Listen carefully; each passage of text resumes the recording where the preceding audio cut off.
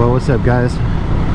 GotDave here, and just riding to work again on the Duke 690. I was gonna take the RC8 today because I thought the wind died down a little bit, but I checked out front before I left, and I'm all, nope, it's another Duke day. Hopefully one of these days the wind will die down. Kind of sketchy. I actually had a possible evacuation notice on my door when I got home from work yesterday. Said the police would let me know if I needed to get my stuff and go, but they suggested that I have everything packed up and whatever I wanted to take. But kind of sketchy because that was like last night and made it through the night okay, but now I got to go to work today and I'm not going to be home all day, so not cool. Luckily my neighbor's wife is going to be home today, so hopefully if anything happens, he'll give me a call and I could leave work and get home.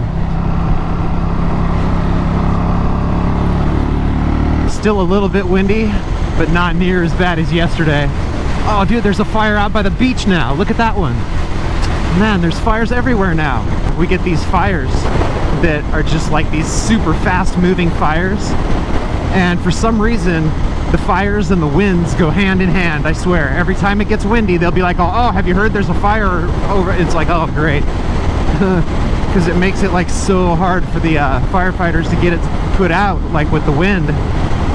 Like makes it gnarly. I just wanted to talk about the Duke 690 for a minute here, because it is the most advanced bike that I own.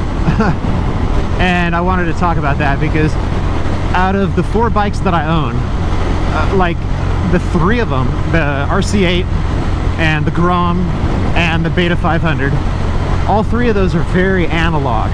They don't have rider modes, they don't have ABS, they don't have freaking traction control or anything. They don't have any of that stuff. You just start the engine and you ride it, and that's it. And this is the only bike that I have that has ABS for the brakes, and it has a little switch under the second passenger seat that you can switch between race mode, which I just have it in all the time, or regular mode, or rain mode. So it actually has different rider modes on this bike, but you can't select them just like right here easily. You have to like take off the back seat and like pull out the little switch thing and switch it. And another thing this bike has that's pretty advanced in my opinion is it's got fly-by-wire, and which any bike that has rider modes is going to have fly-by-wire throttle. But it's just kind of trippy that like the Duke 690 does not have a throttle cable. It's got like a little wire coming out of here, and it goes down to like a servo that opens and closes the butterfly for the throttle body. It's pretty complex versus just having a cable that goes down there and pulls the throttle body open and closed. And I don't know, I was just thinking about that, and I wanted to talk about that for a second, just because this bike is the most advanced that I own. The only other bike that I have that has any advancement at all that to speak of is the RC8, and that's got a slipper clutch. It's got a slipper clutch like this bike does, and it makes it a little bit better when you downshift, but you could still lock up the back tire on the RC8. Like if you do like a sloppy clutch on a downshift, you could still lock up that rear tire pretty easy on the RC8. Where on the Duke 690 here, I could downshift and pretty much like pop the clutch, and it does not try to lock up the back tire. It won't do it because the slipper clutch. I guess you could say that's my style. That's my preference, is to have bikes that don't have any advancement. They just, because that was the whole thinking behind the RC8. When I wanted to buy a sport bike, I didn't want a bike that had rider modes and freaking ABS and traction control and launch control and everything else. I didn't want that. I just wanted a bike, and I could like just learn how to ride. That is it. So if something happened, it was because I screwed up. You know what I mean? It like, if I like got sideways or whatever, it's because I didn't have traction control right here.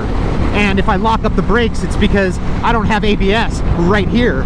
You know, like that's how I wanted to ride. That's how I wanted to teach myself. That's the rider that I wanted to become, is just to be able to hop on something that doesn't have anything and be able to ride it smooth. And that's why a bike like the Beta is so enjoyable for me. When I'm coming into a turn and I'm downshifting smoothly, you know, like I'm rev matching, I'm downshifting smoothly, and I'm braking smoothly, and I know it's all me. And I can take full credit for that because I don't have like an ABS or a quick shifter or any of that crap that's helping me out, you know what I mean? That's like making up for my lack of skill. And for me, I definitely prefer that. And I really feel like it's more rewarding to ride a bike like that, smooth and fast, because it's all you. And you know it's all you, you know? You're like, hell yeah, dude, I'm getting better. You know what I mean? Not like, wow, this bike is smooth, or, you know, wow, this computer system really works freaking well. You know, it's not like that. It's like you are doing it all. And you're like, yeah, I really did good that time, or whatever, you know? And to me, it just feels better. It's a lot more of an accomplishment to ride an analog bike fast than it is to ride, you know, like a bike that could supposedly ride itself. And I really like bikes that don't have an advancement. I like feeling like I'm the one riding the bike, you know, like I'm the one that's either riding smoothly or screwing up. Recently, now that I've been commuting so much, and I'm honestly loving commuting to work and back. I mean, I love all aspects of riding. You know, whether it's up in the canyon or around town or doing a track day or commuting to work and back, it's like, I really love it. And I love being like a well-rounded rider, you know, that just does everything. So I want to stick with bikes that are like that. And this bike still feels pretty analog to me, just because the only ABS that I ever feel kick in is the rear one. Every once in a while I'll stomp on that back brake and it'll kick in the rear ABS, but I never feel the front kick in. And I don't ever switch from different rider modes. I don't use rain mode in the rain or anything like that. I leave it on race mode, which is actually the twitchiest, because that just feels the best to me.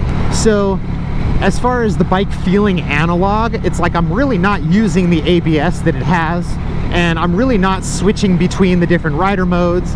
And as far as the throttle goes, it doesn't feel to me like a fly-by-wire, you know? Like if you rode the bike and then later I was like, oh, by the way, it's got fly-by-wire throttle, you'd be like, what, really? You know, like you wouldn't notice it. You wouldn't be like, oh, this thing feels weird. No, it feels like a freaking cable. So that is it. I just wanted to talk about the Duke 690, my most advanced bike that I have, that I own, compared to my other ones. So let me know what kind of rider you are, you know, what kind of a bike you like. Do you like the full-on freaking Sony PlayStation freaking that has every single feature available, or do you like a more of an analog, like a bare bones bike that does not have anything?